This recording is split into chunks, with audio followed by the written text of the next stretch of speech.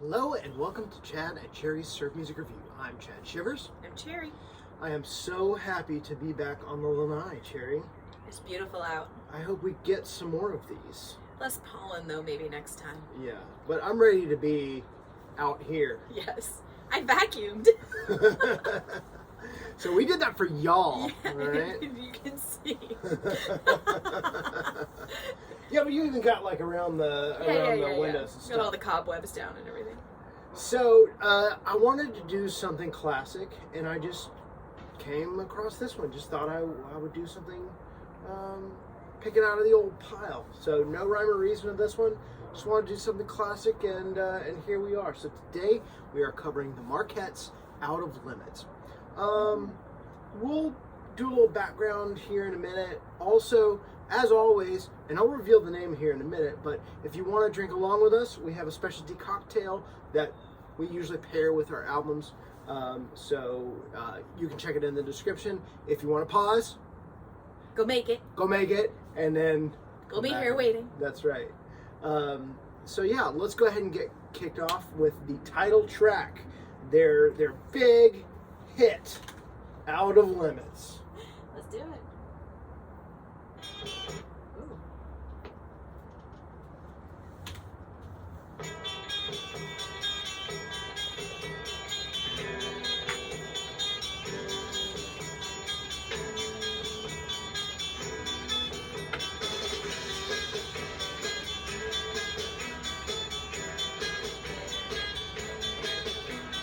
I'm sure my menthol cough drop isn't helping at all, but I'm sure it's really good.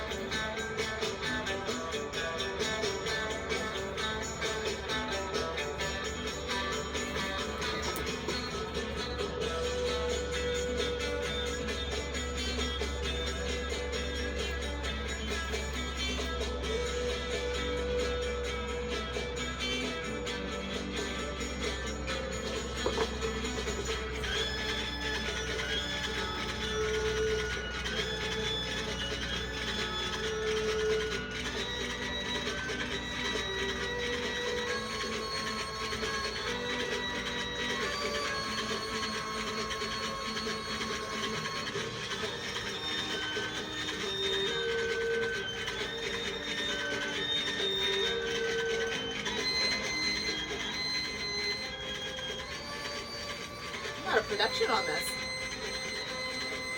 Indeed, yeah. So the producer on this goes by Michael Z. Gordon. I guess he did a lot of film and television sort of thing. Yeah, and used a lot of the Wrecking Crew. Some names that may be familiar that have played with of our listeners that play with the Marquettes are Hal Blaine on drums, of course, my man Hal Blaine, and Ray Pullman. So just to name a couple. There's it's hard to tell with some of these records, you know, who played on what, but those guys did play with the Marquettes, and I feel like I can hear Hal Blaine on this record, especially the next track that we're gonna do. Almost sounds like it's just a feature of Hal Blaine. Right. So Out of Limits, of course, it's named for.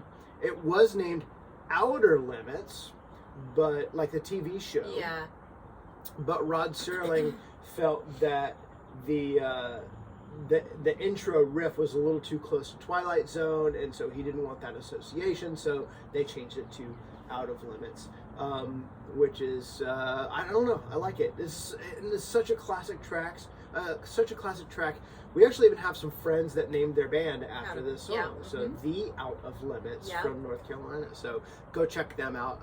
I don't think they're active right now, unfortunately, but great guys, and they actually they'll comment on our videos from time to time. Yeah. So, yeah, Chris and Kevin. So what's up, Out of Limits, guys? So like you said, great production. It doesn't get much more classic than that. This is a slight departure, I think, from our typical, like, straight-up surf music. Yeah, it's definitely high production. It definitely has that more soundtrack feel. Yeah, cinematic, for sure. Yeah, cinematic. I think I even said while we're listening to this, the song you already had pointed out, it kind of sounds like a little bit of Twilight Zone. There's another song on here that kind of sounds like a riff from a Monkey song. Oh yeah, the I'm a Believer. I'm a Believer.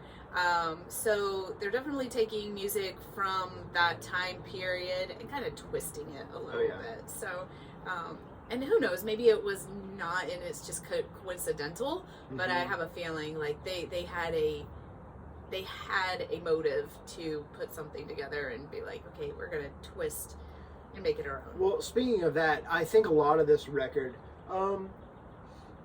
it's not a great record. It is a very good record, but not a great record. Not something I'm like, oh, this is my jam every song. You know, there's a couple of gems in here, but most of it to me is just rehashing Out of Limits. Oh, sure. Because I think. And I might be wrong on this, but I think the album is probably just like a cash grab on the single because the single did so well. So they're like, let's throw together an album, and that's kind of where this came from. So you get a lot of that.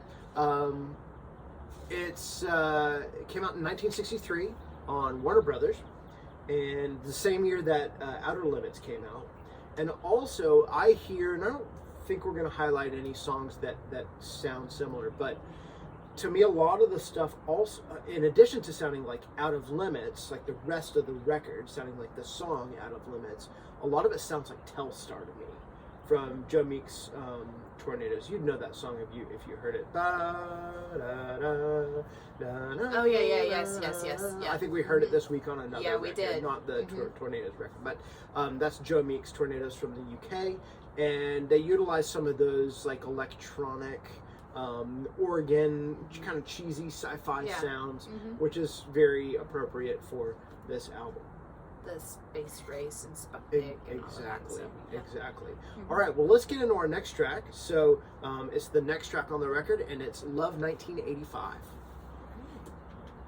So you left it running for me. Yeah, we'll see if it drops correctly. It looks like it.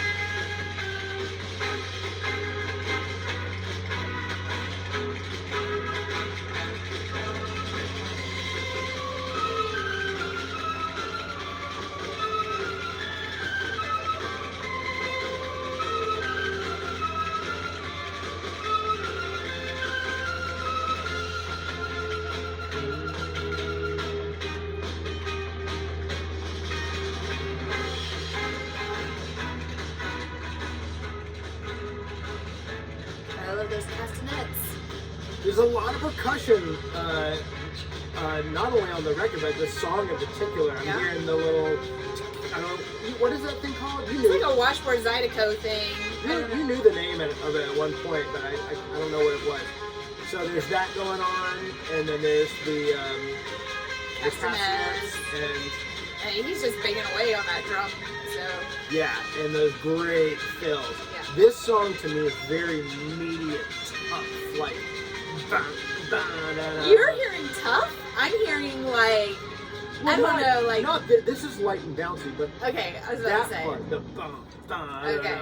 And then with all those like drilling. You're like girls' weekend, like shopping Santa Barbara. Like, sure. Like, it could be both. You know, why not? It's tough girls' weekend. Yeah, that's right. Yeah. So. Yeah.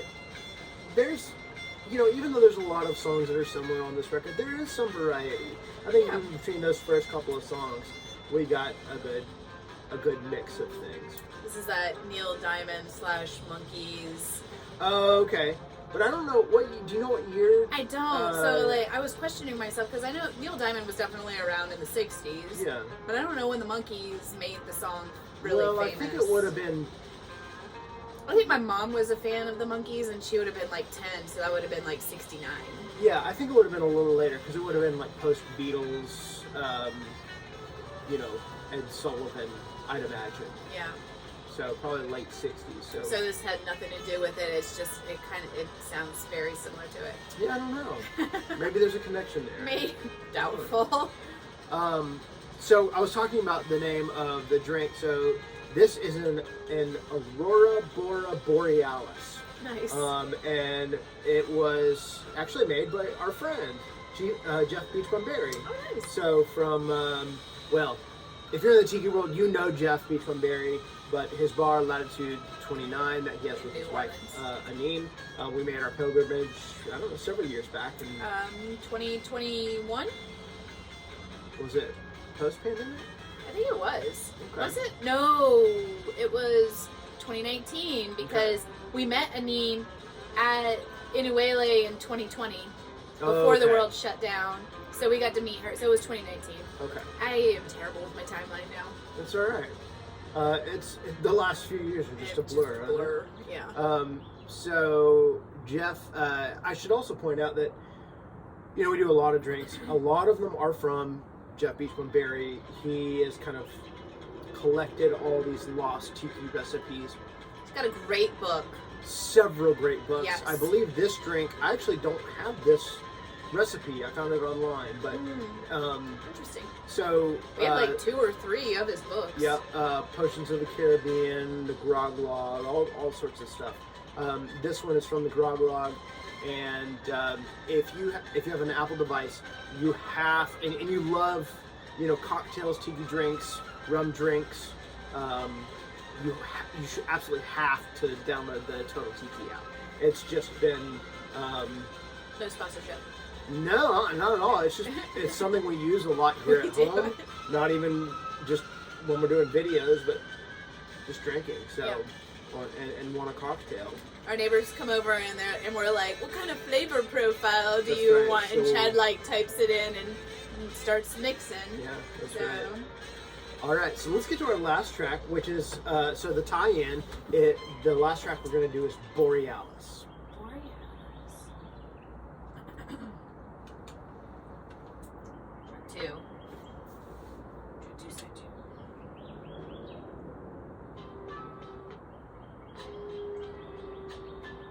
It's very close.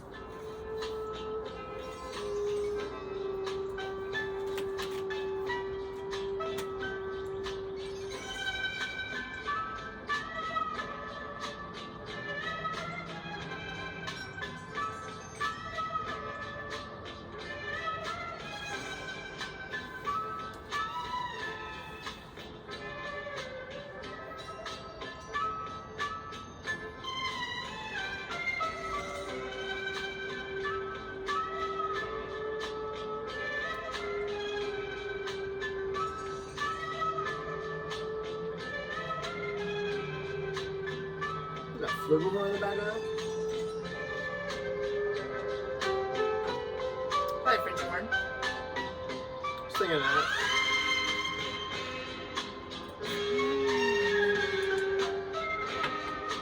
I like how you think of flugelhorn, like that's a predominant instrument. Sounds like a French horn. That was one of my 2 guesses. Yeah. Flugelhorn.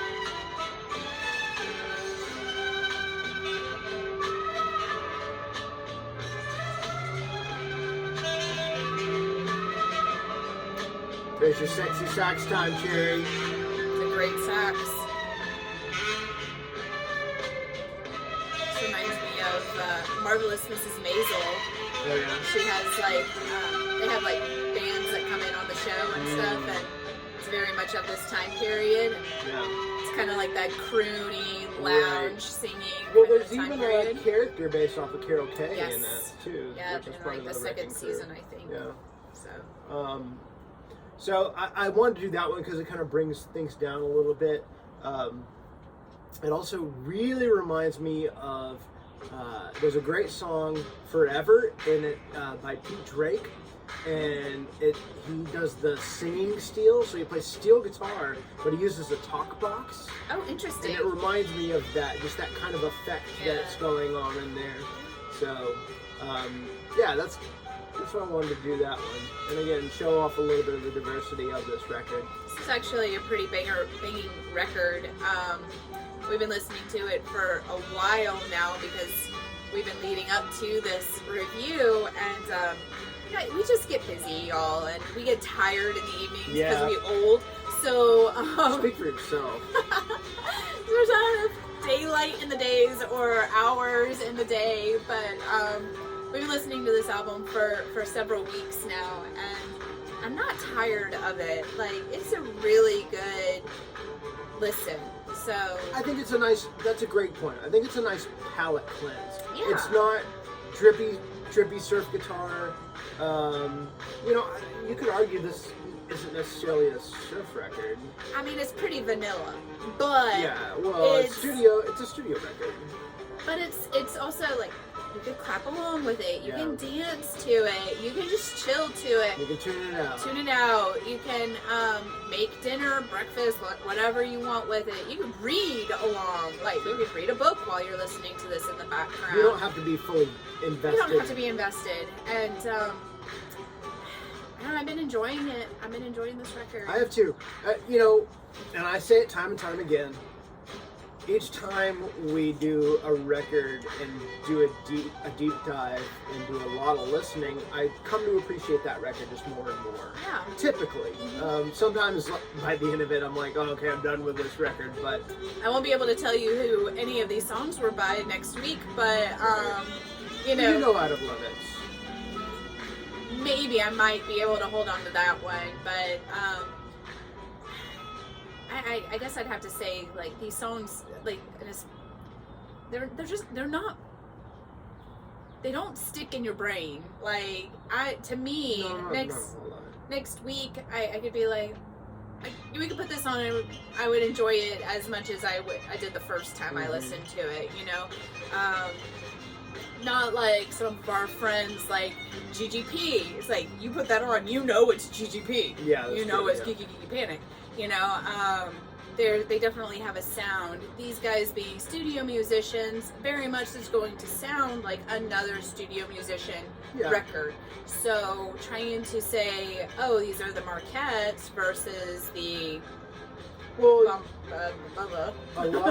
lot of them are the same band. A lot of the same band. So. Yeah, they just label it different to put it on the presses to get it out to make the record company, studio company money. So I'm not hating.